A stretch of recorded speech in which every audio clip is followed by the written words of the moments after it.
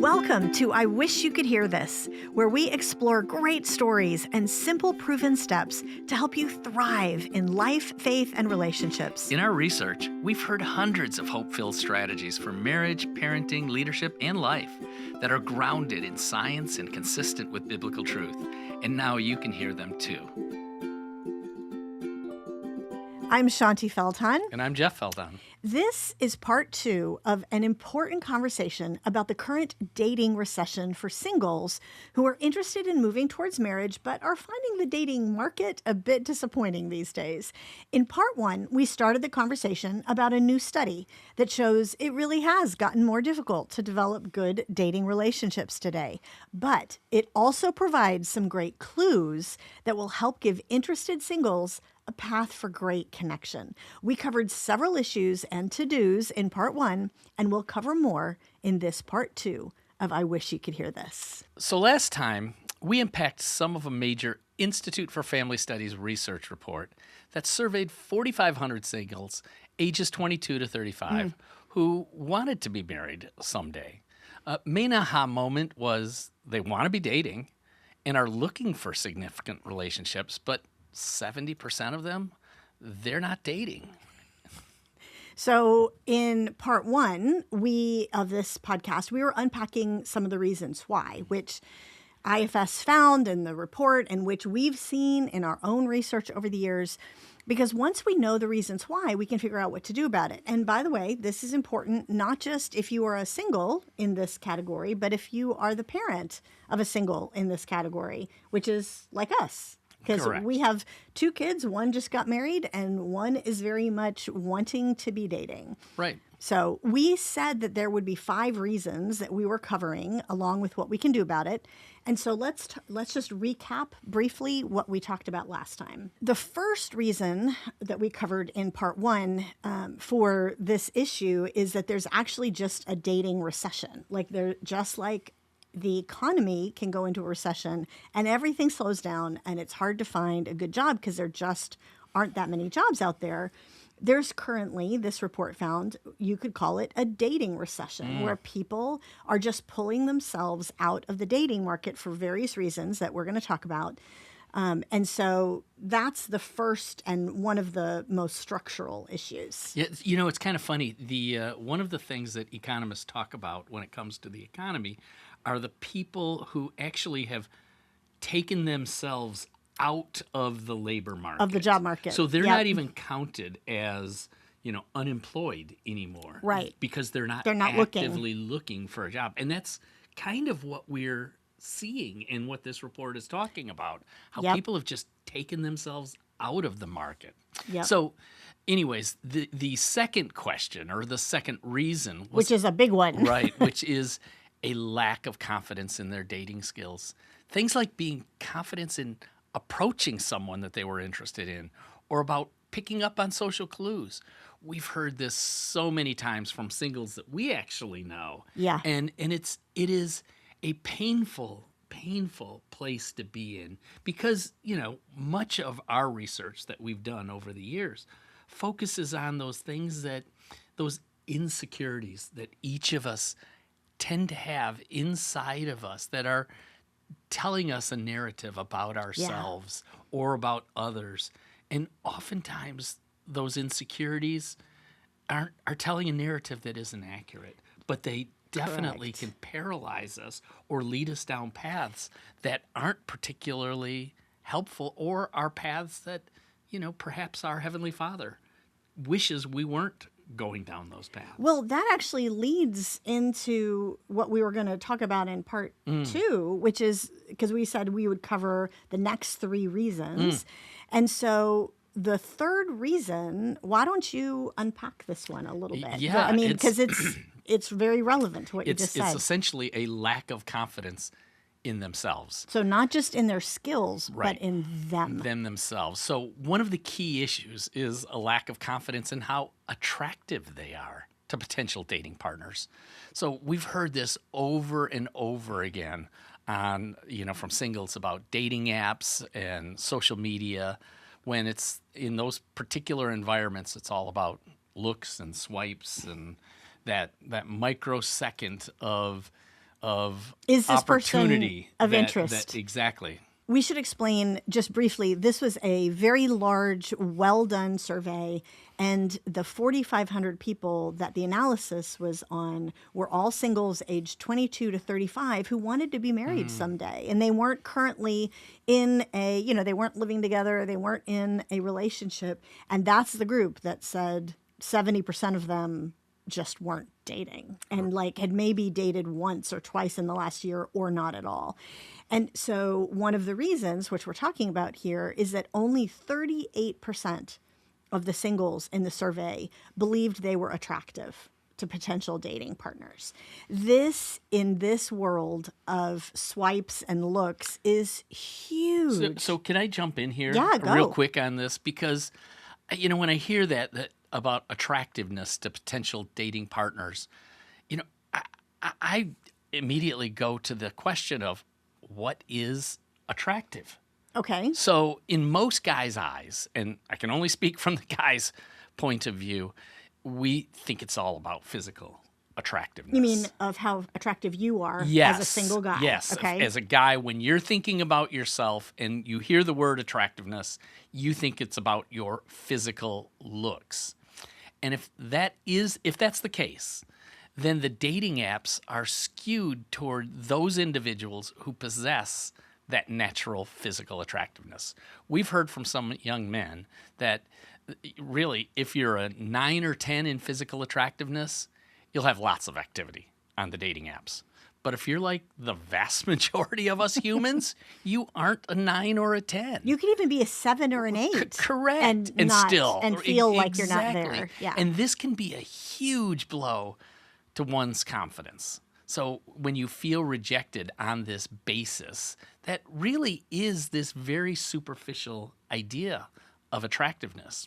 The problem is, though, that in other forms of attractiveness, kindness, self-confidence, humor, those aren't rewarded in that microsecond decision by a user of a dating app. Just being honest, this dating scene would have totally depressed me if I was a 20-something right now. Because I can see that. That insecurity about physical appearance, it was always there. But a lot of times you're not necessarily thinking about it. You're doing things that hopefully will improve that physical attractiveness, keeping yourself fit or whatever that is. But the fact that with these dating apps, you have the opportunity of feeling every day that you are being rejected because of how you look. Well, and we mentioned this in part 1, just one data point is, for example, our son, who said we could talk about him. Because I asked. I didn't want to mention this if he didn't like that. But he's 23 years old. He's a mechanical engineering student at a college. He's sort of on the 5-year plan because engineering is hard. So he's in his first version of his senior year. And he'll have one more year. But he has tried the dating apps. Yep. And he said they are basically just this constant blow to his self-confidence. Yep. Now, just to be fair, our daughter who just got married, she met her now husband on a dating app, on Hinge, and it worked great for them. Well, it worked in the case that she had been on it for less than a week or two when they connected. So, that's a data point that I don't think many who are using these apps, have. Yeah. Well, and it's certainly for our son Luke, one of the things that he talks about is that in his view, and again, this is just his opinion, but we've heard this from quite a few other young adults, is that what it has become is very performative. It has become it's not just putting your best foot forward, which, you always do when you're wanting to date and wanting to be out there.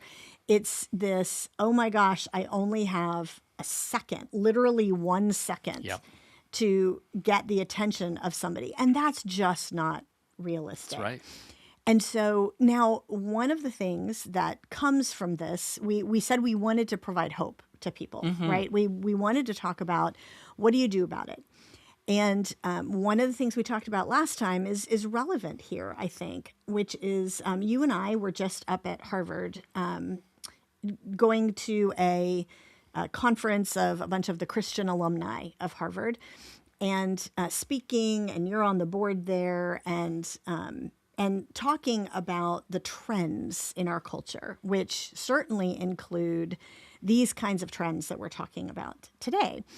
And one of the speakers was talking about that a solution for all of the digital content today that is just taken over our world, and that young adults especially are so tired of, that the solution is very intentional opportunities for presence, like in real life, in person, and things like, you know what, I'm tired, but I am going to go to church today. Mm-hmm. I am going to go to the young adults group. I am going to join a small group. I am going to, maybe if I don't, I don't have a single adults group in my church, I'll start one.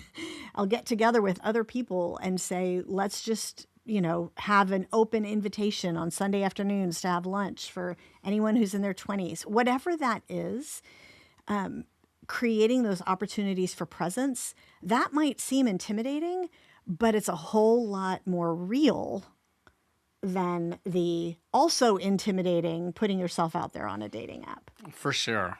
Sure. And again, it does require, in those trying to develop that presence, it does require a level of courage. Yeah. To put yourself out there. And I get that's kind of challenging. It's easy to be afraid and to want to just go back to where it's safe. Yeah. And because of that inner question, that lack of confidence about Correct. themselves. Now, one thing before we move on to the fourth reason, is something that I did want to mention, because we've seen this over and over for years in our research, and it certainly is still the case today, which is we were talking to two single women who are roommates. They're in their mid-20s. And we said, what do you think are the reasons for this? And they put their heads together and they gave us a lot of really good points and a lot of good thoughts. But one of the things this one woman said is, she said, film and television and social media has raised our expectations for not just who we should be hoping to attract, but what it looks like to even fall in love to begin with. It's raised those expectations to just completely unrealistic heights. And so that's another reason why people's confidence sometimes gets hit, is that, you kind of expect that the guy will just naturally pursue you, for example, because that's what you see in TV. That's what it looks like. And it doesn't always look like that in real life. You may have to do things that are building a friendship and being very patient, and things that just don't happen in the movie version. And I think, and certainly not the case with these two young women, but with many, our expectations of what we expect, we need to be willing to provide a huge amount of grace to people that we engage with, that we may want to be interested in, because they're not going to be perfect. It's going to be something that they're going to say something and you're going to cringe and go, oh my gosh, do I really like this guy? Do I really like her or him? And, gosh, we maybe have these differing political views on whatever topic, and I don't think I could be married to someone like that. And we just throw it out right there without, thinking that, what, maybe over a month or two of getting to know this person, that really isn't such a huge issue. Yeah. So anyways, reason 4? Yeah. Let's go to reason number 4. Yeah. So the reason number 4, I found this particularly fascinating in this survey, is that there were financial barriers to dating, financial and career issues. So here's sort of the money piece of this.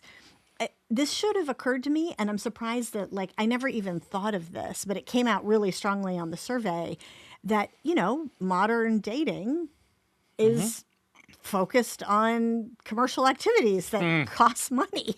So, hey, let's go get dinner. Let's go to Top Golf. Let's do whatever, right? And so more than half of the singles surveyed said they just couldn't even afford to go on dates. That was 58% of men and 46% of women.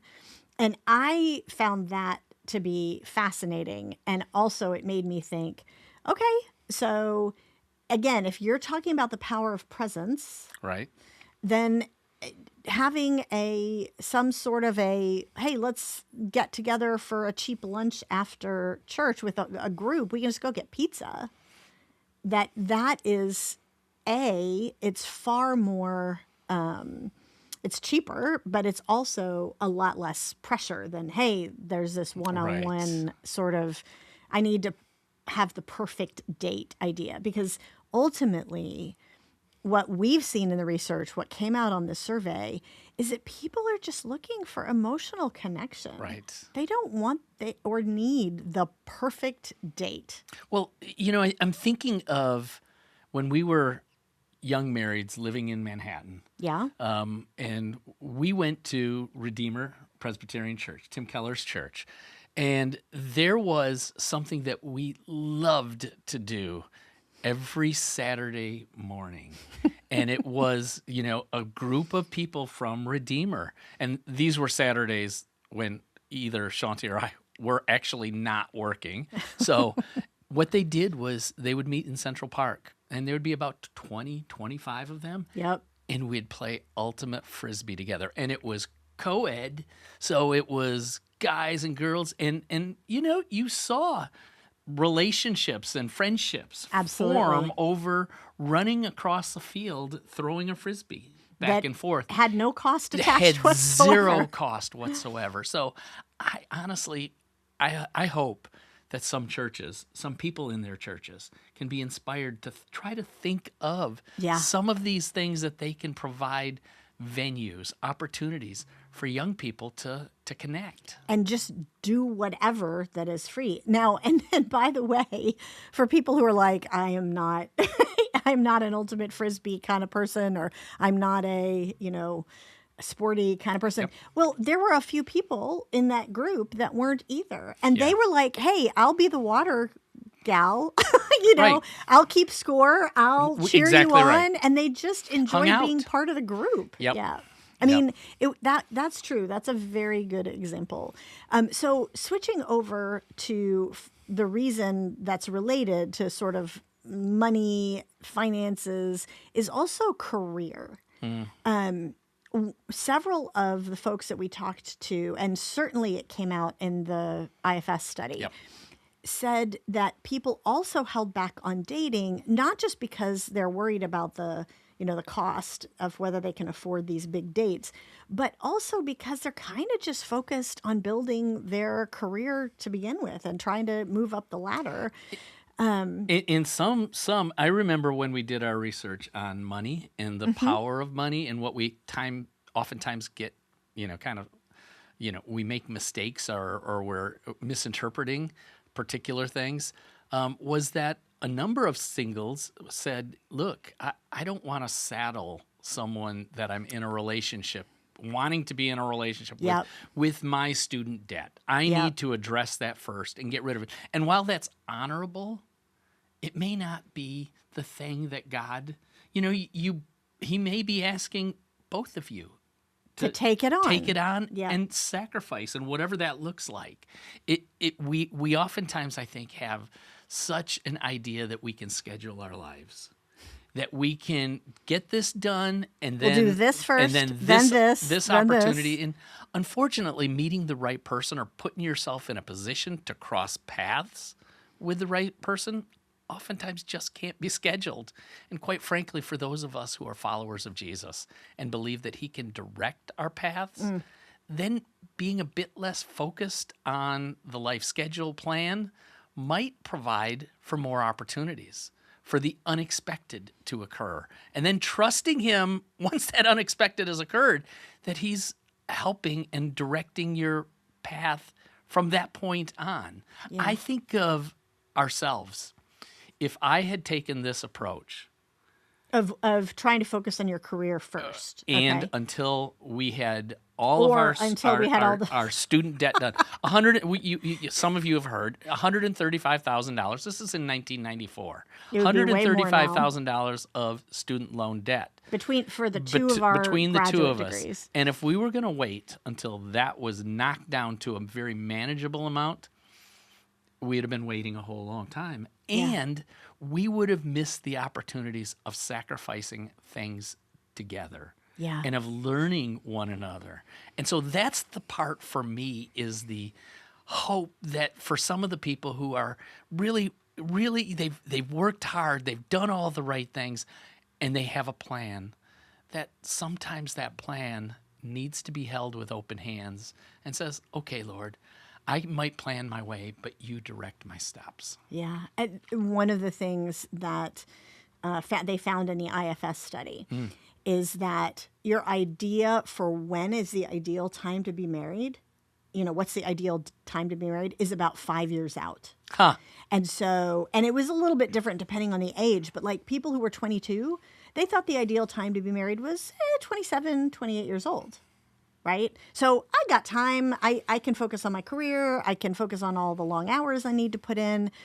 And then the people who were 27 thought the ideal time to get married was, 32, 33. Interesting. And same thing, if you're 30, the ideal time was 35, 36. And some of that is just self-protection because, you don't want to say, well, the ideal time was 2 years ago, because that doesn't feel so good. But it also gives you a little bit of a false sense of, I can focus on something else and not focus on something that is just as important. And so if we are going to be talking about, like, what do we do with this? What's the hope? What's the sort of suggestion for the people who are listening, or for the parents to suggest to their adult kids or whatever? I think one of the things here is just to recognize that we probably need to give attention just as much to our personal life and to finding the right person as we do to our professional life and whatever career we're trying to build. I'm thinking of someone who I met years ago and met again recently, probably 10 years ago, who was a woman that was a rising star executive running this huge campaign for a company and a product line that everybody would have heard of if I said it. And she was talking about how lonely she was. And she was probably at the time about 28, 29 years old. And she was talking about how she just never had time to like meet people or go out on dates. And her church, their singles group, was on Sunday nights. And I said, well, do you go to that? And she said, well, no, because I always have to fly out on Sunday night to the client side and, whatever. And so that I'm there for early Monday morning. And I said, and she didn't initially like hearing this, but she took it eventually. I said, well, that's an example of, okay, maybe you can find a different church. She's like, oh, no, I love my church. And I'm like, okay, well, that may be something where you have to think through whether the trade-off that you're making is worth it. And maybe, you don't know, maybe somebody at your job, if you say, I can't fly out on Sundays anymore, I have to fly out Monday morning, that maybe it's worth it in order to be part of the singles group and meet people and go out to dinner and have the chance for friendships. I ran into her about 10 years later. So that was about 10 years ago. I ran into her not long ago. And she is now in her late 30s, still single, with a high-flying career, just absolutely wonderful and lonely. And so I do think that that's something that some people, maybe not a lot of people, but some people probably need to grapple with. What's the priority? Yeah. Okay. So reason number 5. This is a big one. This is where we're going to end today. And reason number 5 that the IFS study found for the dating recession is that dating resilience is low. after someone has a bad dating experience, they are much more likely to just bow out. More than half of the survey takers, it was about 55% of the survey takers, said that if they had a bad date, if they felt like somebody had rejected them, there was a bit of a breakup, it made them much more reluctant to be willing to put themselves out there and see about new dates. This one really hits close to home. There were guys, in my teenage, early 20s years while I was single, that I was amazed at their resilience. They viewed dating oftentimes, they weren't necessarily believers, but viewed it as a numbers game. And you know what? I'm going to get a lot of no's, but I'm going to keep asking out. Right. And I was like, I see them do that, and ultimately they go out on dates and they seem to have good times, and I was unable to do that. The no, getting that just struck so deeply in my insecurities and who I was that, I had the tendency to bow out for lengths of time. So you would have been one of the people who was causing the dating recession, oh my right? gosh. You took yourself out Absolutely. of circulation, so Absolutely. to speak. And okay, so interestingly, so just to share the numbers a little bit more, only 28% of the population on this survey said that they were able to stay positive and keep going after that kind of a setback. So only 28% had that sort of sense of resilience. But that means 72% generally don't. And I see that, again, he wouldn't mind us mentioning it. He gave us permission. I see that in our son, where he had said, like, for example, one of the things on dating apps is that sometimes, hey, let's meet up on Saturday for lunch. And then you get a text 2 hours before, I'm kind of busy. Yep. And you feel like, oh, great, or I've been stood up. Or you try and confirm and you're ghosted. That's Right. even more common, ghosting. And that makes Luke more reluctant to put himself out there. And so I guess the question, another number that I thought was incredibly important is that a third of the people surveyed said that they actually try to protect themselves by ending new relationships too quickly to avoid the possible pain that we might break up. So they're prohibiting themselves from going any further. And this was men and women. There weren't a whole lot of differences. But from what is the hope perspective of this? How do people build that sense of resilience? And I'm curious what your... Gosh, I mean,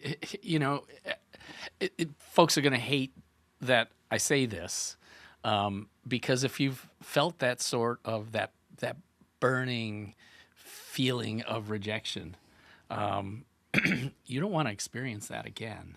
But the truth of the matter is, all of life we're going to experience disappointments. And one of the things is you find as you kind of work through that disappointment is, well, I guess it didn't kill me. Maybe I can try it again.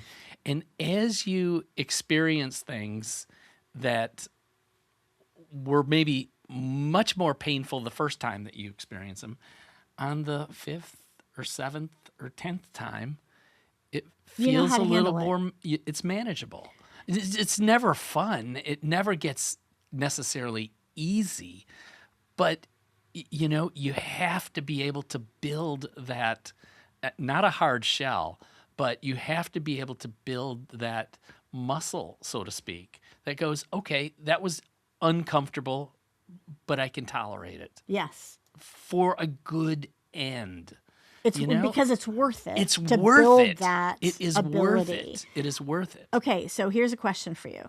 So one of the studies years and years ago that was done about how the process that people went through when they had a best-selling book or a very popular movie or whatever. They had created something very creative, and it became a bestseller, as opposed to the thousands of others that didn't. And they looked at this, and this study was like in the 80s or 90s. This was Okay. years and years and years ago. But it stuck with me because what they found was that one of the key factors, one of the most important factors, was one of the same most important factors that they found with baseball players, and the likelihood that a baseball player would get a hit. And it was entirely based on the number of at-bats. Yeah. No, It was it's entirely true. based on the It's number of true. times you step up and took a swing.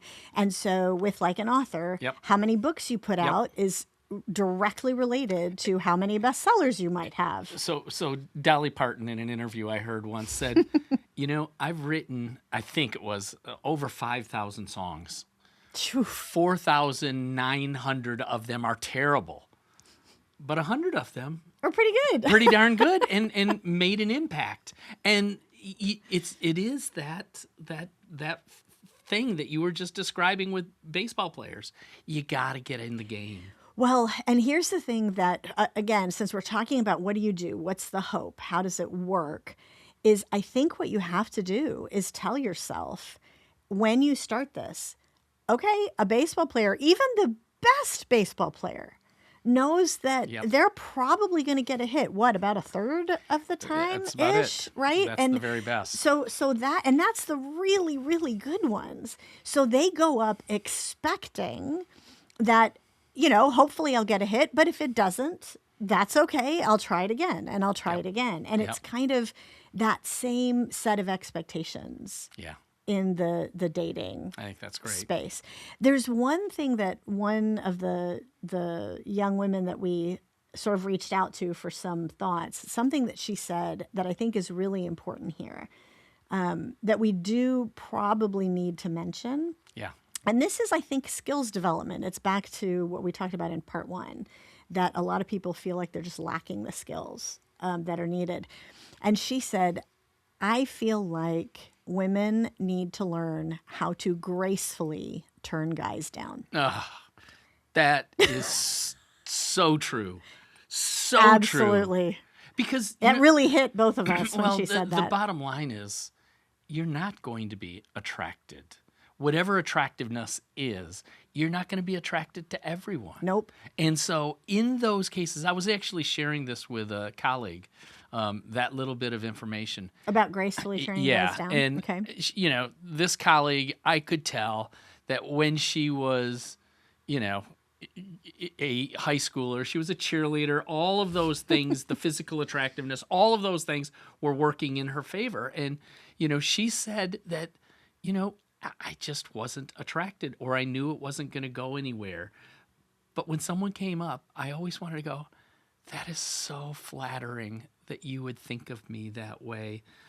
I'll just be clear with you. I want to be clear with you. I don't think of you in that way, but I'm so appreciate Wow. you willing to take that effort and to tell me. But I know that there's someone for you. It's just not me in that particular way that you're wanting it to be. Wow. That is a graceful Isn't it? way of addressing it, that. It is. It takes the guy that he actually feels like, well, I just paid her a compliment and she appreciated that. I would have liked her to say yes, but she didn't. But she also affirmed me that I'm a good guy and that, there is Somebody out there. Wow. Okay. So I hope everybody rewinds, and who is a single young woman who rewinds and listens to that again, because I think there's something important I do there too. as an example, one example of one of the skills. So we should wrap this up. We always want to leave with Kind of the one thing. Yeah. If you're going to remember one thing. So I think in this case, it's that there's good news and challenging news. The good news is there's a lot of desire for dating, relationship that leads to marriage. But the challenge is there's a lack of skill to get there. But skills can be taught. Yeah. These aren't things that, just because you weren't innately born with maybe physical attractiveness or these other things that we think are such necessary qualities. Skills can be learned. Yeah, and you can build the confidence because Sure, you have have the those skills. skills. So we said in part one, we are trying to figure out what to do next with this because this was a very, very important study that brought up something that's very close to our heart of getting people, not just helping people who are already married, but getting people into good marriages. And so we've been pondering whether we can be a part of helping people to build those skills. So if you're interested in hearing about or being a part of whatever we do, which we don't know what it will be, it could be live events, it could be a cohort that we walk people through skills building, whatever it is. This is how we start every sort of research, every sort of thing. We don't know. We don't know, yes.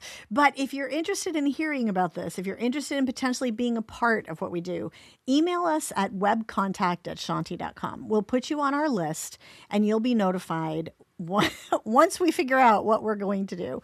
So that's webcontact@shaunti.com. Well, and we'd also, if you email us, I mean, if you've got ideas, please, yes. Share those. Like, this is what I've seen with the young people that I engage with, or I'm a young person. And I would love it if you would do this to help me. Exactly. Yes. So thanks for listening to this episode of I Wish You Could Hear This. If you're not a subscriber to our podcast, please subscribe now. And if you know others who might benefit from this particular conversation, both part one and part two, please share today's episode and the prior episode and tag us on all your social media channels. Thanks for listening to I Wish You Could Hear This. Remember to subscribe to our podcast. And as always, forward today's audio or video link to a friend, counselor, or pastor who would be encouraged.